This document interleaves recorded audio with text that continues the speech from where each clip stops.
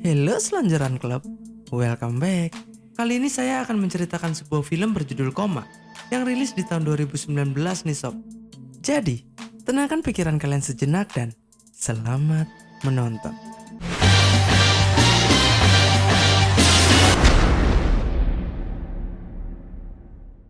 Film ini dimulai dari seorang pria pemeran utama dengan panggilan arsitek yang terlihat seperti berada di dalam apartemen.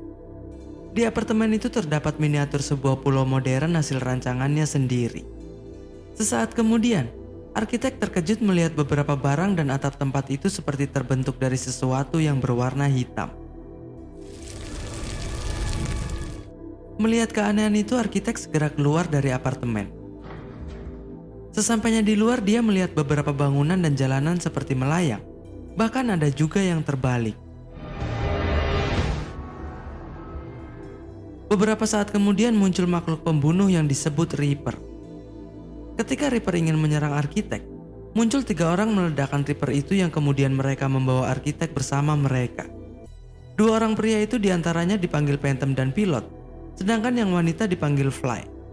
Di situ mereka bergegas pergi karena semakin lama Reaper itu kembali utuh seperti semula yang kemudian mengejar mereka.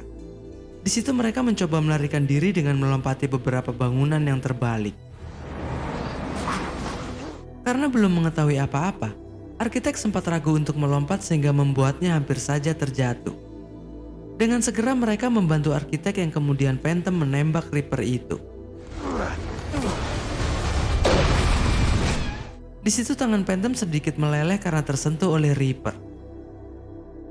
Sesampainya di jembatan, Reaper kembali muncul sehingga membuat mereka segera bersembunyi. Namun Reaper itu mengetahui keberadaan mereka, yang kemudian dengan terpaksa Pilot harus mengorbankan diri dengan meledakkan Reaper bersamanya. Sebelum Reaper itu kembali utuh, mereka yang selamat segera pergi dari tempat itu. Sambil terus berjalan, Fly menjelaskan kepada arsitek bahwa tempat itu disebut dunia koma. Semua orang yang sedang dalam kondisi koma akan datang ke tempat itu, namun orang-orang itu tidak akan mengingat apapun tentang diri mereka sewaktu berada di dunia nyata. Fly juga menjelaskan bahwa beberapa orang yang mereka temui di jalan tadi itu tidaklah nyata, melainkan itu semua hanyalah ingatan. Setelah menjelaskan, Fly menyembuhkan luka arsitek tanpa harus menyentuhnya. Cara itu hanya bisa dilakukan oleh Fly, karena setiap orang-orang yang nyata di tempat itu mempunyai kemampuan khusus yang berbeda-beda. Beberapa saat kemudian mereka memasuki sebuah bis melalui pintu depan, yang ternyata bis itu adalah jalan menuju ke markas setelah keluar melalui pintu belakang. Di markas itu terdapat sekelompok orang yang juga sedang dalam kondisi koma di dunia nyata. Diketahui bahwa sebelumnya orang-orang itu telah ditemukan satu persatu dengan cara yang hampir sama seperti mereka menemukan arsitek. Beberapa orang diantaranya dipanggil Spirit, Tank, dan juga Astronomer. Sesaat kemudian muncul ketua kelompok markas itu yang bernama Yan. Di situ Yan meminta Fly untuk menunjukkan kamar arsitek, yang kemudian Fly pun menurutinya dan segera mengantarkan arsitek. Sesampainya di kamar yang akan dihuni arsitek, Fly menjelaskan bahwa bentuk kamar akan berubah jika penghuninya bermimpi saat tidur. Setelah menjelaskan, Fly pun pergi agar arsitek bisa beristirahat. Di malam harinya, arsitek memimpikan saat di mana dia mengalami kecelakaan sewaktu berada di dunia nyata. Ketika arsitek terbangun, di dalam kamarnya terlihat mobil yang terbalik bersama dirinya yang masih terjebak di dalam mobil itu. Hal itu persis seperti apa yang dibilang oleh Fly tentang mimpi penghuni kamar. Sesaat kemudian Phantom memasuki kamar arsitek. Di situ Phantom memperingatkan arsitek untuk tidak mendekati Fly, karena sebenarnya Phantom menyukai Fly. Namun arsitek tidak menghiraukan perkataan Phantom, yang kemudian arsitek mengatakan biarlah Fly yang memilih sendiri. Mendengar itu membuat Phantom merasa kesal terhadap arsitek. Di pagi harinya, arsitek harus menjalani uji mental untuk mengetahui kemampuan apa yang dimiliki oleh arsitek. Tahap pengujian dipimpin oleh Phantom, karena ternyata saat ini Phantom adalah pemimpin skuad yang dipercayakan oleh Yan. Di situ Phantom juga memberitahukan kemampuan anggota skuad masing-masing. Di antaranya adalah Spirit yang mempunyai kemampuan untuk merasakan jika ada bahaya. Selain itu, Spirit juga bisa memanggil roh. Sedangkan Astronomer mempunyai kemampuan membuat peta untuk skuad. Setelah mengatakan itu, Phantom menunjukkan kemampuannya dalam menangkap peluru besi yang ditembakkan oleh salah satu anggota dengan panggilan Gnome. Setelah itu Phantom meminta arsitek untuk melakukan hal yang sama dengannya. Namun beberapa kali percobaan arsitek tidak berhasil menangkap peluru besi itu. Karena masih ingin mempermalukan arsitek, Phantom meminta Gnome untuk mengeluarkan robot ciptaan Gnome yang kekuatannya hampir sama dengan Reaper. Gnome pun tidak berani melawan perintah Phantom, yang kemudian Gnome mengeluarkan robot itu dan menggunakannya untuk menyerang arsitek. Lagi-lagi arsitek tidak mampu menangkisnya, yang kemudian Phantom mengambil alih kendali robot. Tanpa ragu Phantom mengendalikan robot itu untuk terus menyerang arsitek. Pada serangan terakhir, arsitek sempat mengeluarkan sketsa garis di sekitar tubuhnya untuk menangkis pukulan robot itu. Namun sepertinya hal itu belum disadari oleh para penghuni markas. Bahkan arsitek sendiri pun belum tahu pasti bagaimana cara dia melakukannya. Setelah Phantom menghentikan penyerangan robot, arsitek mengatakan bahwa sepertinya dia adalah seorang arsitek.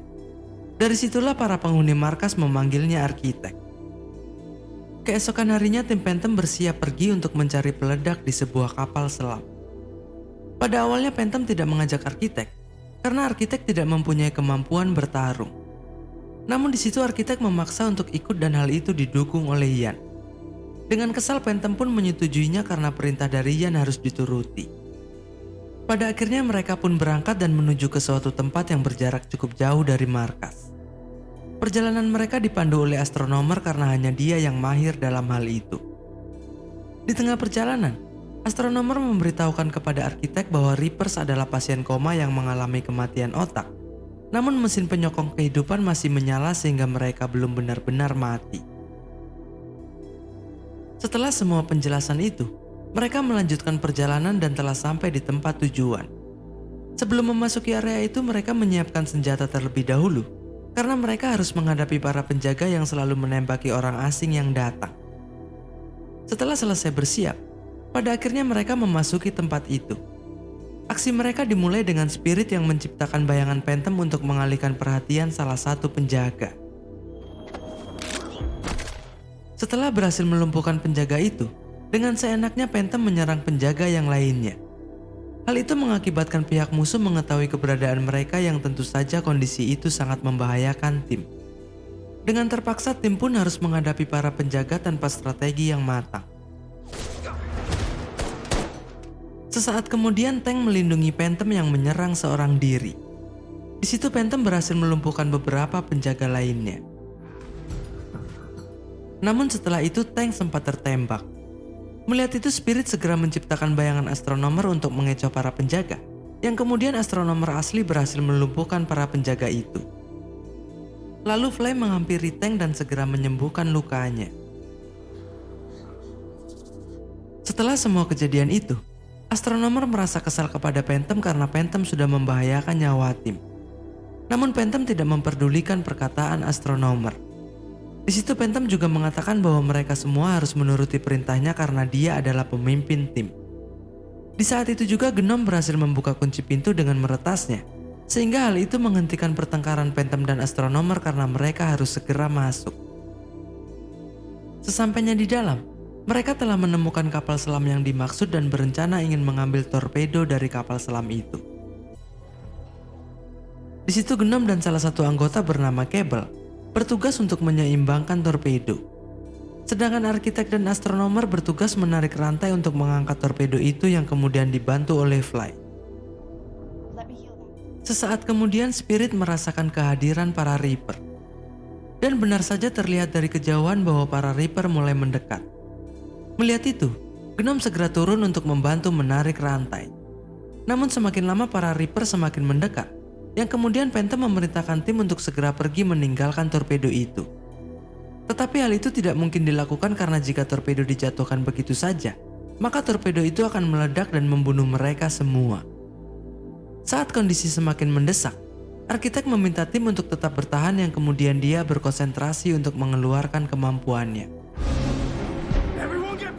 Karena sudah tidak sabar lagi, Phantom ingin menembak arsitek namun Spirit menahannya dengan mengarahkan senjata Phantom ke atas. sehingga tanpa sengaja tembakan Phantom mengenai rantai dan mengacaukan semuanya. Untung saja arsitek berhasil membuat tangga sehingga kabel dan torpedo itu pada akhirnya terselamatkan. Beberapa saat kemudian para Reaper telah tiba, namun tim sudah terlebih dahulu pergi dari tempat itu. Di malam harinya, tim bersama Yan merayakan keberhasilan mereka dalam menjalankan misi. Di situ tim juga membahas tentang arsitek yang pada akhirnya berhasil mengeluarkan kemampuannya. Mengetahui hal itu, Yan meminta arsitek untuk membangun sebuah pulau yang rencananya akan dijadikan tempat tinggal bagi seluruh anggota markas. Arsitek pun menyetujuinya karena dia juga ingin membahagiakan semua anggota itu. Mendengar jawaban arsitek, Yan meminta astronomer untuk memimpin perjalanan ke tempat pembuatan pulau. Hal itu membuat Phantom tersinggung karena selama ini dialah yang memimpin tim. Namun Yan mengatakan bahwa Phantom sudah membahayakan tim saat menjalankan misi. Itulah alasan Yan mengapa dia harus mengganti pemimpin tim. Setelah mendengar itu, dengan terpaksa Phantom harus menerima keputusan Yan. Beberapa saat ketika para penghuni markas telah tertidur, secara diam-diam arsitek berlatih menggunakan kemampuannya karena ternyata arsitek belum benar-benar bisa mengendalikannya. Di saat itu juga Fly muncul untuk membantu arsitek. Di situ Fly meminta arsitek untuk lebih fokus seperti yang dia lakukan sewaktu berada di kapal selam. Mendengar itu, arsitek pun membayangkan seluruh peta konstruksi dalam bentuk 3 dimensi, yang pada akhirnya arsitek berhasil membuat bentuk bangunan sesuai dengan apa yang dia inginkan. Tetapi di situ Fly seperti teringat sesuatu, yang kemudian dia meminta arsitek untuk menunjukkan mimpi yang sudah terbentuk di kamarnya. Arsitek pun menyetujuinya dan mempersilahkan Fly untuk memasuki kamarnya. Sesampainya di kamar, arsitek memberitahukan bahwa sepertinya dia mengalami koma karena kecelakaan mobil. Namun arsitek justru bersyukur karena di tempat ini dia bisa bertemu dengan Fly. Di situ arsitek mengungkapkan bahwa dia menyukai Fly, dan ternyata Fly juga merasakan hal yang sama.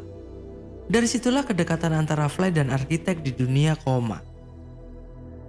Sementara itu, ternyata Phantom memperhatikan mereka dari luar kamar. Phantom pun semakin bertambah kesal setelah mengetahui bahwa Fly dan arsitek saling menyukai. Keesokan harinya, semua anggota bersiap untuk pergi ke suatu tempat yang akan dibangun sebuah pulau oleh arsitek. Di situ secara diam-diam Phantom mengambil whistle. Whistle adalah alat yang berfungsi untuk menarik perhatian Reaper, yang dimana ternyata Reaper sangat tertarik dengan sesuatu yang mempunyai frekuensi tinggi. Setelah selesai bersiap, pada akhirnya mereka semua telah berangkat dan meninggalkan markas. Namun di situ tidak ada yang menyadari bahwa Phantom telah mengaktifkan whistle, sehingga membuat Reaper merasakan kehadiran mereka. Sesaat kemudian, Spirit merasakan kehadiran Reaper yang semakin mendekat. Hal itu membuat astronomer terkejut karena seharusnya jalan itu adalah rute yang aman dari para Reaper. Namun apa yang dirasakan Spirit tidak mungkin salah karena itu adalah keahlian Spirit. Mendengar itu, astronomer meminta saran kepada Phantom karena Phantom lebih berpengalaman dalam hal ini. Phantom pun menyarankan agar tim berpencar untuk mengintai keadaan sekitar selama astronomer mencari jalur lain. Pada akhirnya mereka pun menjalankan saran Phantom dan mulai berpencar. Ketika jarak semakin jauh, arsitek menemukan ingatan orang lain yang membentuk pesawat. Di saat itu juga tiba-tiba saja Reaper muncul dan ingin menyerang arsitek. Namun untung saja tank segera datang menyelamatkan arsitek. Selama Reaper memulihkan diri, arsitek dan tank bergegas kembali ke rombongan. Sesampainya di rombongan, Phantom takut jika para Reaper akan ke tempat itu. Sehingga dia segera merebut whistle yang ternyata sebelumnya sudah dia masukkan ke dalam tas kecil arsitek secara diam-diam. Setelah berhasil merebutnya, Phantom segera mematikan whistle itu. Dari situlah rencana Phantom menjebak arsitek akhirnya terbongkar. Yang kemudian Yan menembak Phantom tetapi entah kenapa tubuh Phantom hampir berubah menjadi Reaper. Sebelum tim menemukan jawabannya, para Reaper telah muncul dan menyerang mereka. Di situ beberapa anggota tim telah tewas akibat serangan Reaper. Kejadian itu membuat Phantom seperti menyesali perbuatannya, yang kemudian Phantom kembali mengaktifkan whistle namun Reaper itu tidak tertarik kepada Phantom. Hal itu bisa terjadi karena sebagian tubuh Phantom sudah mulai berubah menjadi Reaper, sehingga Reaper yang lain akan menganggapnya sejenis. Di sisi lain terlihat Yan memasuki bis seorang diri. Ketika anggota yang lainnya ingin mencari jalan lain, Tiba-tiba saja arsitek merasakan hal aneh yang kemudian dia telah terbangun di dunia nyata. Setelah terbangun, arsitek mengingat semua kejadian di hari kecelakaannya. Diceritakan bahwa ternyata di dunia nyata arsitek benar-benar seorang arsitek. Sebelum kecelakaan, arsitek menaiki sebuah mobil yang dikendarai oleh Fly, yang dimana ternyata Fly adalah kekasih arsitek di dunia nyata. Saat itu mereka ingin bertemu dengan klien yang tertarik dengan rancangan sebuah pulau buatan arsitek. Sesampainya di tempat tujuan, petugas memberitahukan bahwa hanya arsitek saja yang boleh masuk. Mendengar itu, Fly memberikan senjata kepada arsitek karena Fly merasa curiga.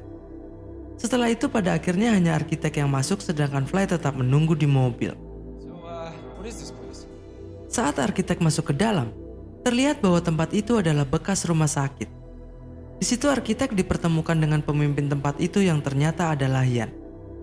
Setelah bertemu dengan Yan, arsitek mempresentasikan rancangannya yang membuat Yan semakin tertarik. Kemudian Yan mengajak arsitek menuju salah satu ruangan. Sebelum memasuki ruangan itu, secara diam-diam arsitek melihat kode sandi pintu itu.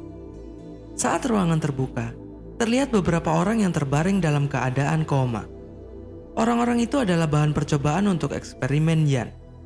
Di situ Yan memaksa arsitek untuk mencobanya, tetapi arsitek menolak dengan menodongkan senjata yang kemudian arsitek segera melarikan diri. Sesampainya di luar, Fly segera menjemput arsitek yang kemudian mereka bergegas pergi menggunakan mobil. Namun dalam pelarian, Fly tidak memperhatikan jalan sehingga membuat mobil mereka bertabrakan dengan truk besar. Itulah penyebab kecelakaan mereka hingga akhirnya anak buah Yan membawa arsitek dan Fly. Kembali ke waktu sekarang. Setelah terbangun dari koma, arsitek baru menyadari bahwa ternyata selama ini dia dan Fly juga dijadikan bahan percobaan. Di situ terlihat juga Yan yang sudah kembali terbangun, karena hanya dia yang bisa kapan saja keluar dari dunia koma. Dari situlah terungkap bahwa ternyata Yan adalah seorang ilmuwan yang menciptakan dunia koma. Alasan Yan melakukan hal itu adalah untuk memberikan dunia baru kepada semua orang. Namun Yan tidak meminta izin kepada orang-orang yang dia kirim ke dunia itu. Bahkan Yan berencana akan membuat semua orang menjadi koma. Yan juga memberitahukan perbedaan waktu di dunia nyata dan di dunia koma. Dikatakan bahwa berjam-jam di dunia nyata sama dengan beberapa bulan di dunia koma.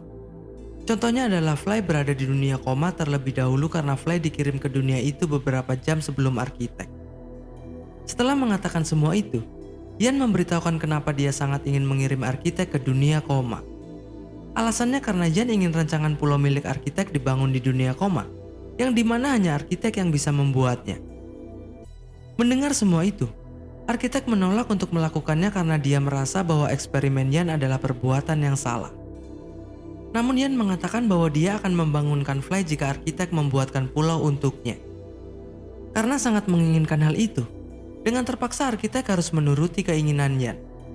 Pada akhirnya arsitek dikirim kembali ke dunia koma.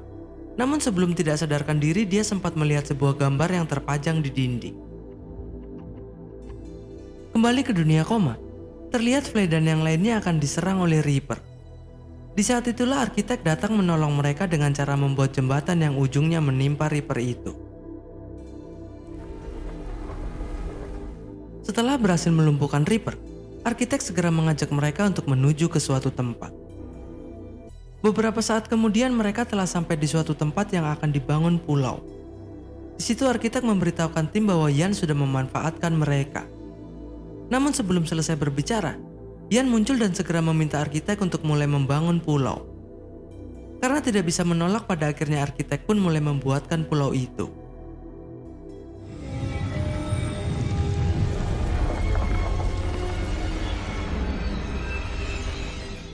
Setelah selesai membuatkan pulau, arsitek meminta Yan untuk segera membangunkan mereka. Namun ternyata Yan tidak akan membiarkan mereka hidup karena dia tidak ingin mereka membocorkan rencananya ke publik. Ternyata sebelum kembali ke dunia koma, Yan meminta anak buahnya untuk menghabiskan oksigen mereka secara bergantian dalam waktu sekitar 15 menit. Jika oksigen mereka benar-benar habis, maka mereka akan mati. Di situ terlihat Tenglah yang pertama kehabisan oksigen. Selama hal itu terjadi, Yan mulai berjalan untuk memasuki pulau seorang diri.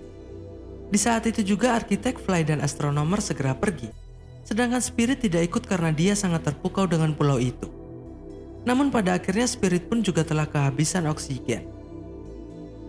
Setelah itu Yan melihat kepergian arsitek Fly dan astronomer, yang dimana hal itu membuat Yan merasa tidak aman. Beberapa saat kemudian, ternyata arsitek Fly dan astronomer kembali ke markas.